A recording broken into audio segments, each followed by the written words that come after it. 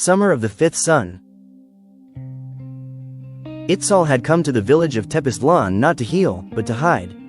The weight of her medical degree felt like a stone in her chest, pulling her down into the dark earth where she hoped to be forgotten.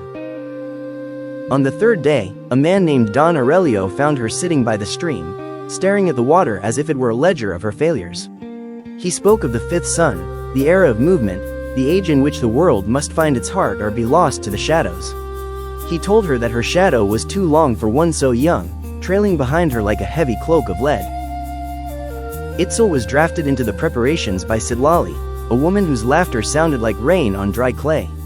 They spent hours weaving intricate garlands. "We are not just decorating," Citlali whispered, her fingers moving with rhythmic precision. "We are building a bridge for the sun to cross. If we do not make the path beautiful, the light will find nowhere to land." Itzal opened her anatomy books, but the diagrams of hearts and lungs felt like maps to a country she no longer recognized. She thought of the patient she lost in the spring, the way the life had slipped through her fingers like water. Don Aurelio called her to the central plaza as the festival began. He handed her a bowl of obsidian black pigment. He explained that to welcome the fifth sun, one must first acknowledge the darkness of the four that came before. The ritual of the sun's birth required a climb to the highest ridge before dawn. Itzal was chosen to carry the Tle Kashiel, the brazier of coals that represented the embers of the old world. The brazier tipped, and a shower of glowing coals spilled onto the dirt. Panic flared in her chest, the same cold terror she felt when a heart monitor went flat. She scrambled to gather the heat with her bare hands, crying out as the embers scorched her skin. A hand steady and cool touched her shoulder. Don Aurelio was there, kneeling beside her.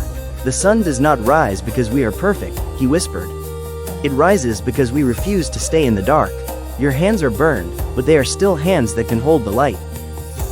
As the first sliver of the fifth sun broke over the peaks, Itzal felt a sudden, violent shift in her chest. The grief didn't vanish, but it transformed. It became the fuel for the fire. She realized that medicine wasn't just about preventing death. It was about honoring the movement of life, the constant cycle of rising and setting. She looked at the scars on her hands, small, silver reminders of the mountain and the fire. "Will you come back?" Citlali asked. Itzal smiled, her eyes reflecting the vibrant sky of the valley. "I never truly left," she replied. "I just finally learned how to wake up."